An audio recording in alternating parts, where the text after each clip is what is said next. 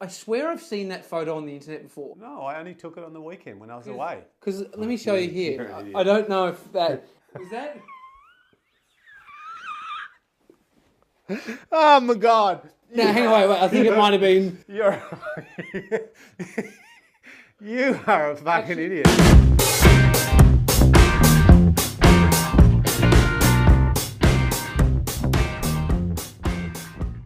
Hi, Champo. Now, are we leaving the beanie on? I'm leaving it on because it's so out of control under there. It's like three puppies just fighting in a cage. All right, I'm excited about today. Why is that? You've been very secretive and covert. Yeah, there's lots going on in this episode. So we're going to do a Q&A again, flooded with questions. Yes, and for the people who don't get answered today, we'll answer some. We got a lot. Yeah, we'll stockpile them, get back to them later. A lot. And there's a few other little things I want to address. I'm ready. But first, you know, as we said last week, we're grown up. We've got a sponsor now. Oh, we do have a sponsor, Tom. We do have a sponsor. Look. The good folk at Body Scan. Yes. Of course. The good folk at Body Scan who do a mobile DEXA scan. Now, if you're thinking to yourself, how am I going to get this kind of measured and assessed just to see where I'm at, you know, in terms of my body composition? How much fat do I have? Not some bloke with the calipers and limited eyesight going, oh, I think it's about 32%. But someone with an actual $250,000 machine coming to, well, equipment altogether, $250,000, bus and truck and machine to come and assess you. Okay, so before you go any further, I've done something that you don't know about.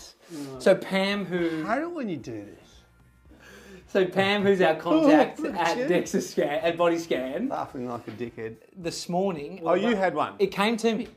It came to me, but I thought we could play a bit of a game because, could we? Like you said, it does measure your body fat, so you can tell exactly how many kilograms of body fat you have. And what percentage of body fat? Yeah, and a whole bunch of other stuff. But how many kilograms of body fat? Could I just guess your body fat percentage? Okay, go for that. So you know your body fat percentage? I know my body fat percentage and my exact kilogram amount. Can you stand up? Can you stand up a little bit? Can I see your tummy? No! Don't suck it in. Okay, yeah. I would have said you're around 20% on their thing. All right, let's see if he gets it right. Here we go.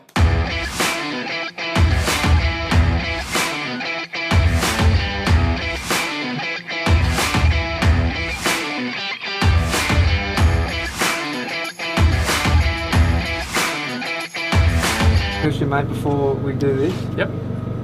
Do you mind if I get nude on there? Is that because I thought I had to, right? Is that? No. I don't have to Not get required. Nude? Don't have to get naked. Not today. You're gonna give me your guess before we do this. What do you reckon? Healthy. Healthy. That's probably in the training for a body scan. Do not mention what you think someone's body fat will be.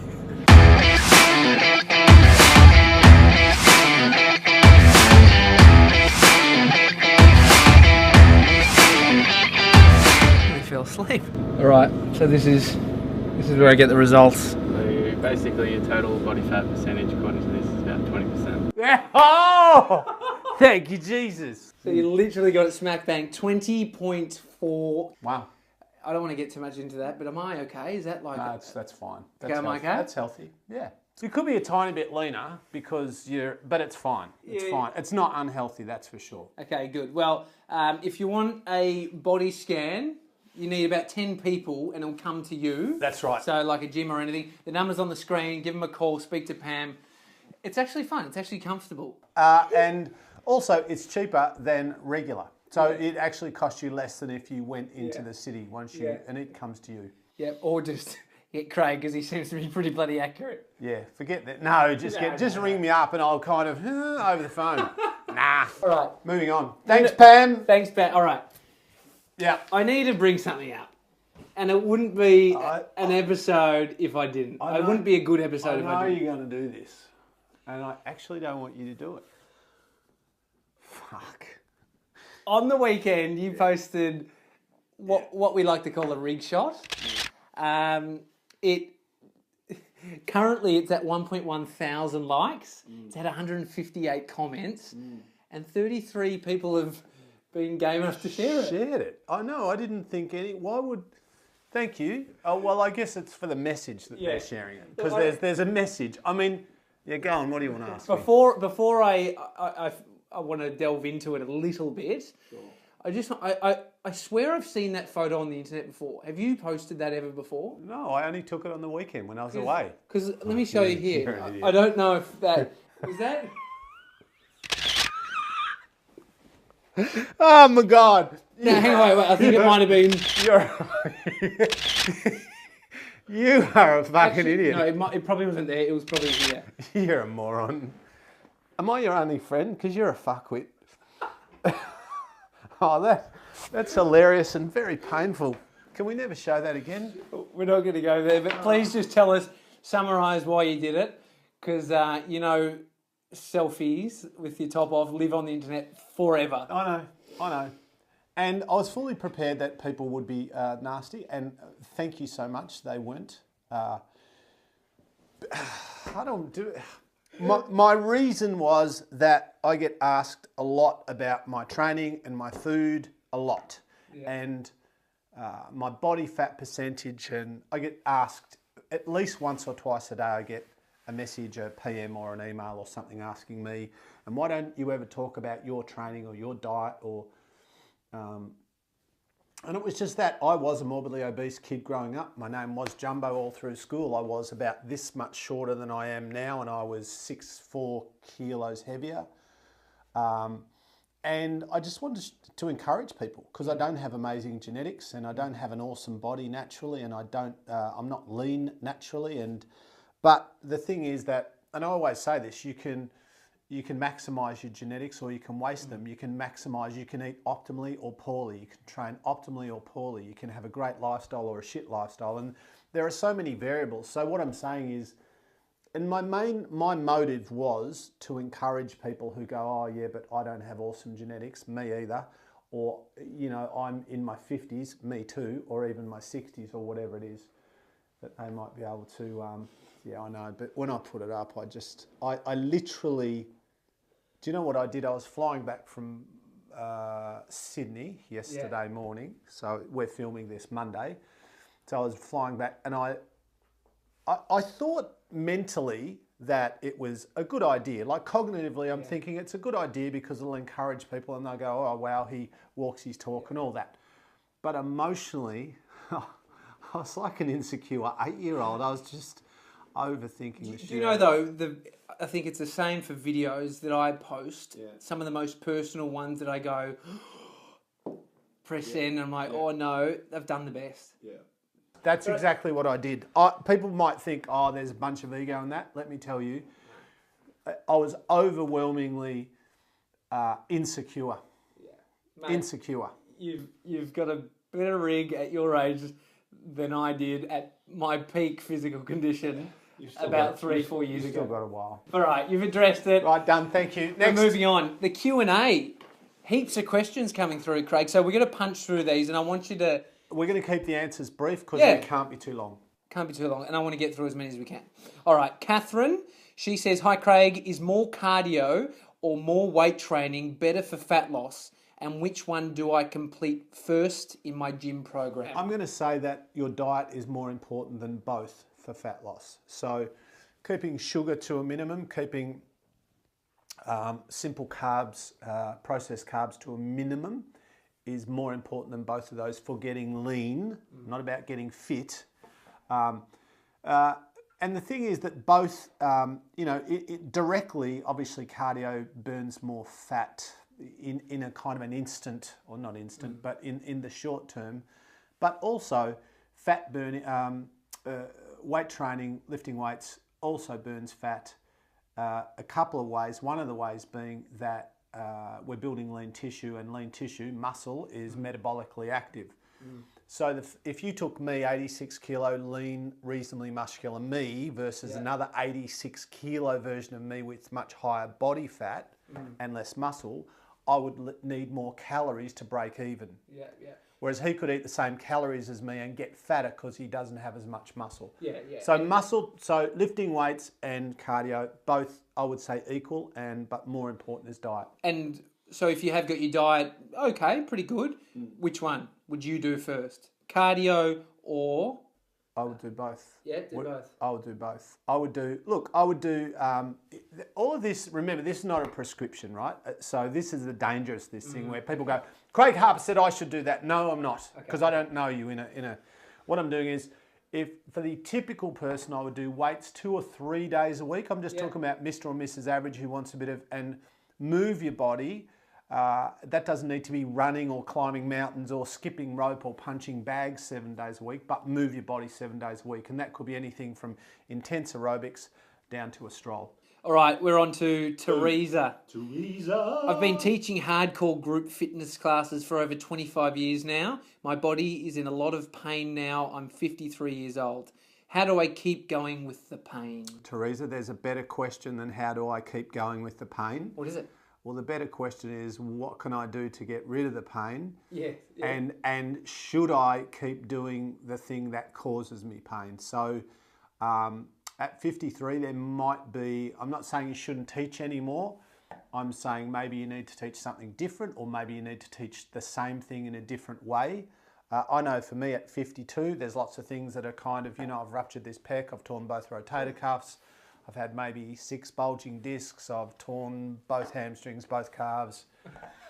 But that's over 34 years of training. Yeah. So it's, maybe one significant injury every year and a half or something. So what have you done? So you've got to modify. Okay. So there are different ways to create. So remember, when we want our body to at least maintain or possibly improve, adapt, evolve, get stronger, whatever, there needs to be the right amount of intensity. So I still get intensity, but I don't lift some things I can do as heavy as ever, like arms, tries and buys, back, not bad. Chest I can't because I tore my pec off the bone. So I need to do lighter weights with stricter movements and just stuff around with the angles a little bit. And so you still get the same results? Yes. All right, moving on. Joe says, have you ever used or do you rate mind maps? So a mind map, I'm not a guru in this space, but a mind map, my understanding is essentially where you put something on a wall or a whiteboard and you'll start with a central idea or a goal and you'll just basically brainstorm on that. And I do that, or I do my version of that where obviously I write on the whiteboard every day. We've all seen that. But I will, even the other day when you and Melissa and I were talking about stuff, remember we were talking about our business stuff, so I just go to the whiteboard and I put, Craig Harper, whatever our website's going to be, who knows, and then all these things, and we just start mapping it out. So I actually thought you were bored and you just resorted to writing on the whiteboard. I was a little bit bored because you two were talking grown-up stuff.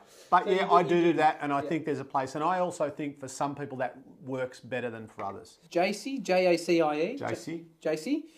What's the hardest lesson you've learned? Probably the hardest lesson I've learned is trust people more slowly. Ooh. Yeah. So I've trusted people over the years and cared for people and invested in people emotionally that I thought we had a certain relationship, and then I figured out down the track that I was not their friend. I was someone who was valuable to them for a period of time. So, and I'm definitely not bitter or twisted about that, but I'm just slow to let people in the door, and especially people who I don't really know, who want to kind of almost force their way into my life.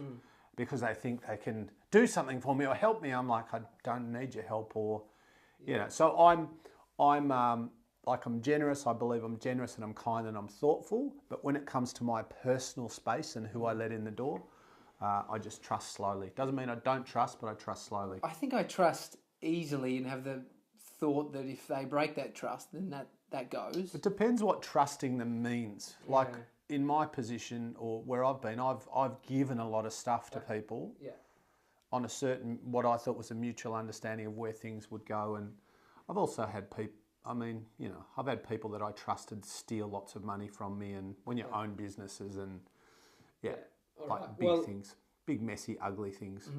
All right, moving on. Nikki Hi, Nikki. says, Oh, Nikki, what a pity you don't understand. how do you think mindfulness and meditation fits into a fulfilling life? Such a deep question, Nikki. How does mindfulness and meditation fit in? Say the last bit. Or how do you think mindfulness and meditation fits into a fulfilling life? Well, I think that we live, all this is stuff, just my thoughts, right? So if this doesn't resonate, but for me, mindfulness and meditation is really just hitting the pause button on the chaos. You know, for me, it's the calm in the chaos. And it might not be mindfulness in the sense that someone else practices it. But for me, it's when I kind of turn off all the electronic stuff. It's when I get away from the busyness. It's when I get behind the bamboo trees and my property surrounded with bamboo trees that are 50 feet high, and just to be able to tune out and just chill out and let me recharge emotionally and spiritually. I was thinking this the other night, because you're quite responsive to people on Facebook. If they write you a comment, you'll usually reply. To, yeah. Do you switch your phone off? Like, is there a time that you stop online? I quite often will put on flight mode or just turn it off for a few hours. Yeah. And it's funny because I genuinely, and this is not just a bullshit nice thing, PR thing to say, I genuinely appreciate everyone's feedback and thoughts and comments. And part of me wants to reply to everything all the time, but you just can't because you'll kill yourself. So I need to manage my energy well. Felicity says, how do you overcome the frustration of fads and trends after many, many years of seeing them come and go, leaving a trail of confused public in the wake? So frustration is not about what's going on, it's about your reaction to what's going on. So, and that doesn't frustrate me.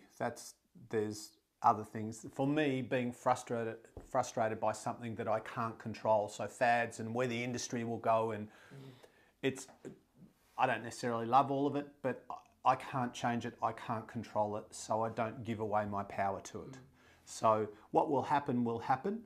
I will invest my energy where I'll get the most return, and frustration is not that place, and I'll control my controllables. So in my little world, I'll do the things that I know for me and for my clients or my friends are right and work. And if people align or don't align with my philosophy, that's fine. And if I don't align with their thinking or philosophy or some new fad or some new research out of whatever, you know, like I've been doing this since 82, working in the performance space, and every week there's a new something that's groundbreaking and amazing, and no, you don't understand, like here's the research, and you have to, like all the time. 1,000 times people have come to me with stuff which is breakthrough and revolutionary, and this is going to change the world. It's not. None of them It's have? not. No. Not even the shake weight? Well, the shake weight, pretty close. Fuck. If we have one more episode with a fucking shake weight, I'm resigning. We've got time for one more question. Right. This is from Nerida. Yeah. Do you ever want to quit? I don't want to quit, Nerida. I think there's two things. So do I want to quit is like a cognitive thing. Do I feel like quitting? Not often, but sometimes I feel like going, not quitting. Sometimes I feel like stopping doing what I'm doing because I don't feel fulfilled, or I don't think it's serving a positive purpose, or I don't think I'm helping. So, you know, if I keep doing and doing, like we spoke last week about resilience, keep doing and doing and doing and doing, but at the same time, you also need to pay attention to what your results are telling you. And also, you know, like I got to a point with personal training after being on the gym floor for decades, and writing programs and doing assessments and working with people, where for me, I was done. And it wasn't that it was bad, it was just that I'd moved on. And so I don't really feel like giving up or throwing it in, but there's nothing wrong with that. That's part of the process. That's human. If you feel like that often enough, maybe that's a sign. But if you're just having a bad day, ride the storm. When do you not listen to that? Like you're inside, you're going, nah, this is time, this isn't right. But do you ever override that? Because sometimes it's like fear, it just pops up because it's an initial response. Well, I think that there's like we talk about this, you know how there's sometimes you know things without knowing why you know them. Yeah. Like there's this level of understanding and awareness and intelligence that exists in our DNA up, where somehow it's like you might even know that there's something, you walk in a room and there's something wrong. Before you've even been able to assess what could be wrong, you get a sense, there's like an energy.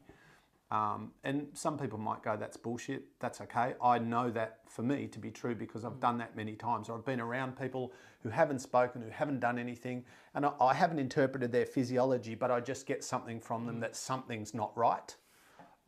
So I think that we have this inbuilt intelligence that we need to listen to versus our overthinking, insecure, fearful mind, which is like, you know, a monkey on a unicycle juggling bananas.